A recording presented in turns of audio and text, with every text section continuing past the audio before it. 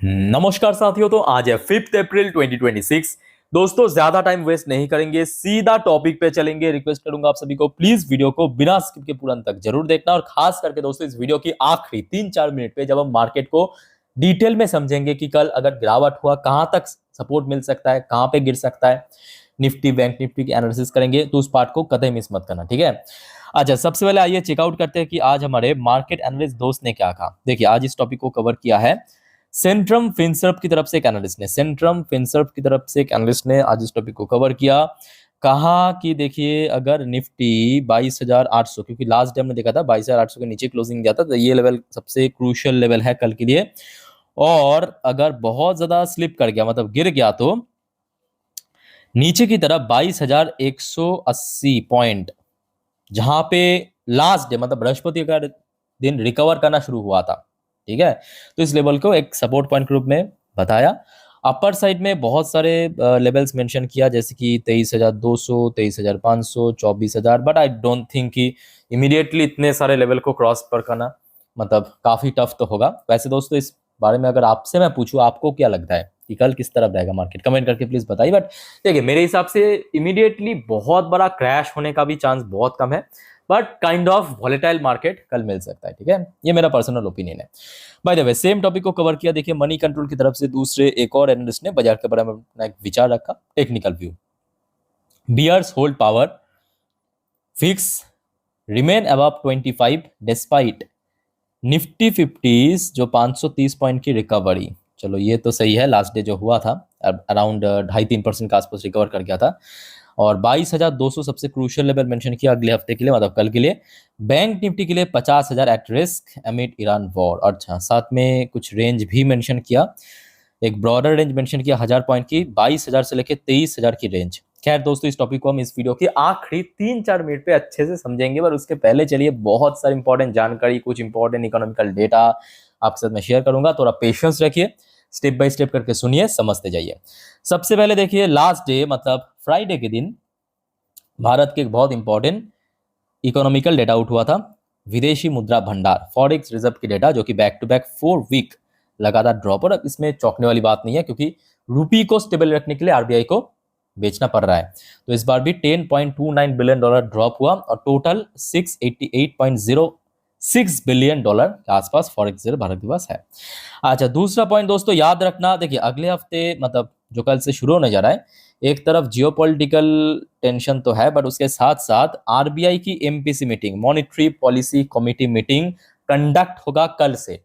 6 अप्रैल से शुरू होगा, मंगलवार बुधवार। याद रखना 8 अप्रैल आपको आरबीआई एमपीसी मीटिंग का आउटकम पता चलेगा, मतलब रेट कट होगा या अनचेंज रखा जाएगा, वो आपको 8 तारीख पता चलेगा, बट ये मीटिंग शुरू हो जाएगा कल से। अच्छा, वो तो आप खैर आपको 8 तारीख को पता चलेगा, बट उसके पहले देखिए एसबीआई की तरफ से एक रिपोर्ट पेश किया गया है कि RBI expected to hold rate steady in first monetary policy since west Asia conflict.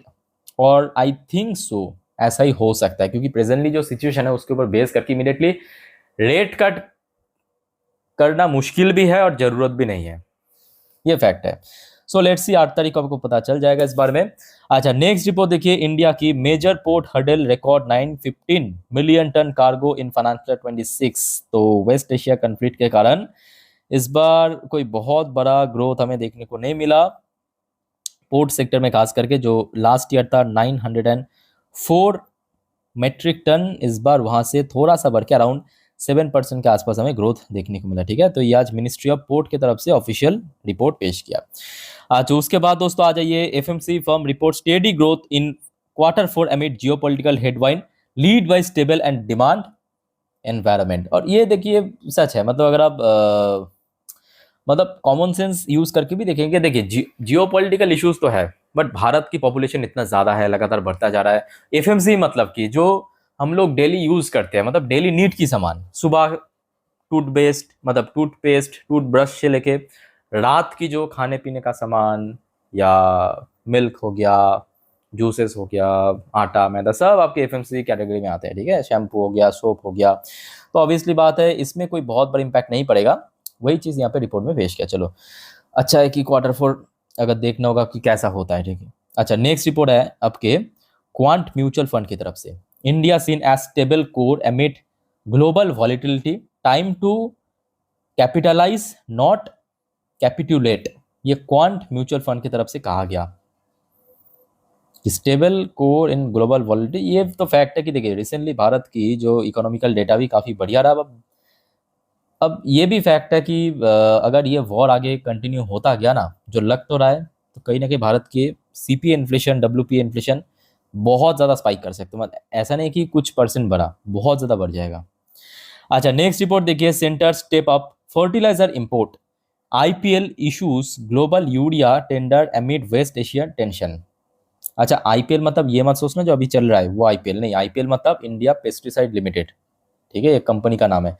तो अभी जो खबर सुनने को मिल रहा है कि एक फर्टिलाइज़र यानी जो खाद यूज़ होता है ना, चाहे केमिकल फर्टिलाइज़र की बात करें या ऑर्गेनिक फर्टिलाइज़र की बात करें, यहाँ पे एक क्राइसिस आ सकता है। और ये अगर दोस्तों बहुत भारी मात्रा में चला गया तो क्या होगा, सीधा सीधा खाने पीने के सामान बढ़ जाएगा। मतलब ऊपर से इतना ज़्यादा क्राइसिस, ऊपर से खाने पीने का सामान अगर बढ़ गया तो इन्फ्लेशन कितना बढ़ेगा आप खुद ही सोच लीजिए। अच्छा, gold import rise nearly 29% to 69 billion dollar in April से लेकर फरवरी तक।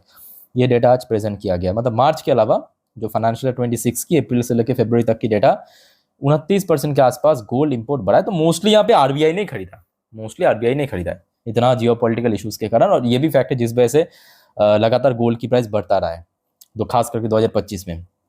अच्छा, नेक्स्ट रिपोर्ट आप जरा देखिए, Anand Rathi's Pradeep Gupta spot opportunities in consumption financial and industrial.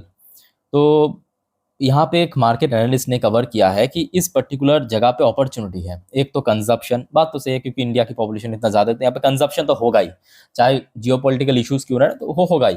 Financial service sector को मेंशन किया और साथ में इंडस्ट्रियल सेक्टर को भी मेंशन किया। चलो ठीक है, देखते हैं आगे क्या होता है। आज उसके बाद दोस्तों एक और रिपोर्ट आप जरा देखिए, ये एक्चुअली एविएशन सेक्टर के लिए इंपॉर्टेंट है। भले ही देखिए एयर इंडिया एक लिस्टेड कंपनी नहीं है, बट इंडिगो, स्पाइस जेट ये सब लिस्टेड कंपनी है।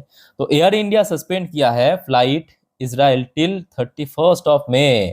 तो इसका इम्पैक्ट कहीं ना कहीं आपको एविएशन सेक्टर में देखने को मिलेगा, क्योंकि एयर इंडिया आप समझ पा रहे हो कि एक लीडिंग कंपनी है, तो ऑब्वियसली बात उसको ही मोस्टली यहाँ पे फॉलो करते हैं। अच्छा, नेक्स्ट रिपोर्ट आप देखिए, OPEC plus plan symbolic oil quota hike amid war delegate से।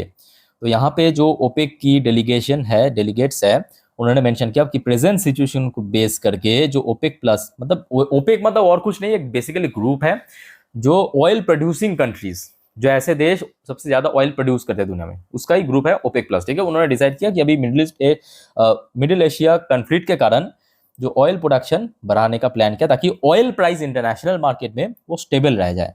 चलो ये तो अच्छी बात है, बट दोस्तों क्या कल मंडे के दिन मार्केट के लिए बढ़िया, क्योंकि अभी ये आज रात की खबर है दोस्तों, Iran war to end on Monday. क्या ये वॉर दोस्तों कल सोमवार के दिन खत्म होने को है? Question mark. डोनाल्ड ट्रम्प से तेहरान में make a deal tomorrow. Donald Trump के दोस्तों एक बहुत बड़ी दावा किया है, जो आपको मैं नेक्स्ट वीडियो में थोड़ा डिटेल में दूंगा। यहाँ पे उतना ज्यादा मेंशन नहीं है यहाँ पे, ठीक है, इसको और ज्यादा चर्चा करना पड़ेगा इस टॉपिक को, तो नेक्स्ट वीडियो दोस्तों देखना मत भूलना। बट ट्रम्प की तरफ से एक बहुत बड़ी स्टेटमेंट आया है, बहुत बड़ी क्लेम आया। अब ये भी फैक्ट है कि ये कुछ नया बात नहीं है, इसके पहले भी काफी बार क्लेम कर चुका है कि वॉर जल्दी खत्म हो जाएगा, कल ही खत्म हो जाएगा, 2 दिन के अंदर खत्म हो जाएगा।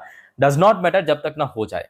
ओके, लेट्स सी क्या होता है। अगर हो गया तो मैं कहूंगा बहुत बढ़िया, हो गया तो बहुत बढ़िया।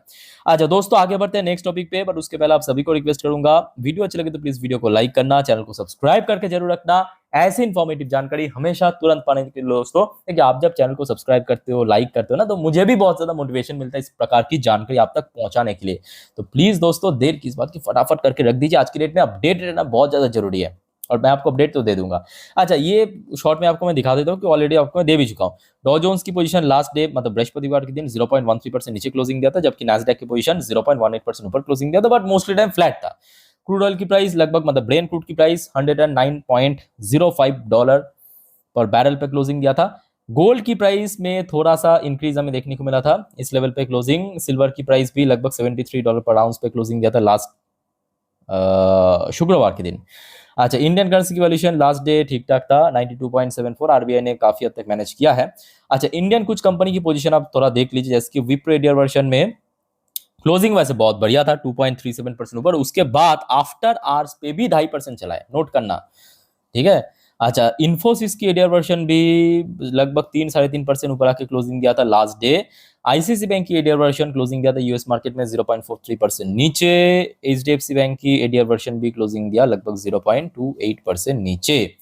अच्छा, गिफ्ट निफ्टी की फ्यूचर्स की बात करें, लास्ट डे क्लोजिंग था 22,642 पॉइंट पे, मतलब जहां पे निफ्टी 50 क्लोजिंग दिया था लास्ट डे, वहां से थोड़ा सा नीचे। अब देखिए इसका कोई इंपॉर्टेंस नहीं है क्योंकि ये तो फ्राइडे की क्लोजिंग है, इवन फ्राइडे मार्केट भी क्लोज था, तो बहुत ज़्यादा इसमें हमें रेंज देखने को नहीं मिला। तो दोस्तों कल मैं एक काम करूंगा, कल सुबह मैं अपनी इंस्टाग्राम स्टोरी में गिफ्ट निफ्टी की फ्यूचर, डॉ जोन्स की फ्यूचर, नैस्डैक की फ्यूचर की जो सुबह की रीडिंग है, सुबह की अपडेट, वो मैं आपको दे दूंगा मेरी इंस्टाग्राम स्टोरी में। आप बस एक बार मार्केट ओपन करने से पहले देख लेना, जरूर चेक जरूर कर लेना, लिंक आपको नीचे मिल जाएगा डिस्क्रिप्शन बॉक्स में, ठीक है। वैसे तो देखिए पिछले 2 दिनों से एफएस की बहुत ज्यादा सेल ऑफ हो चुका है, सुनने को आ रहा है कि अराउंड 20,000 करोड़ के आसपास। अब देखिए इसमें किसी का हाथ नहीं, ना आप कुछ कर सकते हैं, ना मैं कुछ कर सकता हूँ, ना कोई और कुछ कर सकते हैं। जब तक ये वॉर चलेगा तब तक एफएस बेचेगा, इतना तय है, ठीक है। अच्छा, कुछ जियोपॉलिटिकल अपडेट दोस्तों आपको देना है, जो आपको मैं अभी कुछ टाइम पहले ही कह रहा था। वाइटल जियोपॉलिटिकल अपडेट के ऊपर खबर आया है। सो नेक्स्ट वीडियो 12 बजे की वीडियो देखना मत भूलना। और आप अगर जल्दी सो जाते हो कोई दिक्कत नहीं है दोस्तों, सिर्फ आप चैनल को फॉलो कीजिए, मतलब सब्सक्राइब कीजिए, सुबह उठ के चेक कर लेना, मिल जाएगा इस चैनल पे, ठीक है। मैं आपको रात में दे दूंगा, अगर रात में देख लिया तो बहुत बढ़िया। अच्छा दोस्तों, मार्केट से रिलेटेड जितने भी वाइटल जानकारी था आपके साथ में शेयर किया। अब चलिए मार्केट एनालिसिस वाला पार्ट के ऊपर आपको लेके चलता हूँ।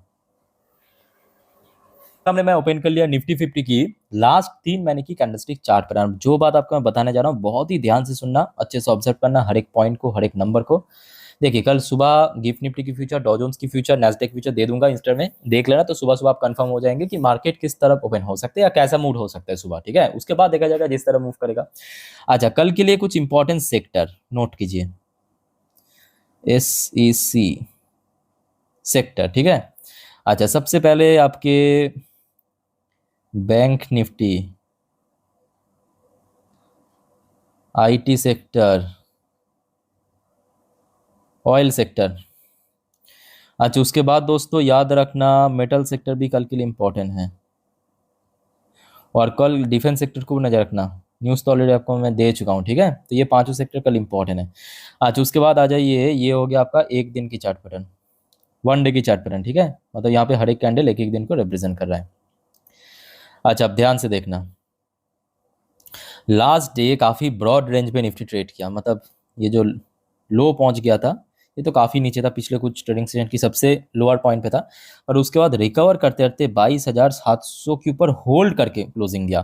तो कल के लिए सबसे क्रूशल लेवल, सपोर्ट या रेजिस्टेंस की मैं बात नहीं कर रहा हूँ, सबसे क्रूशल लेवल है इसको होल्ड करना, ठीक है।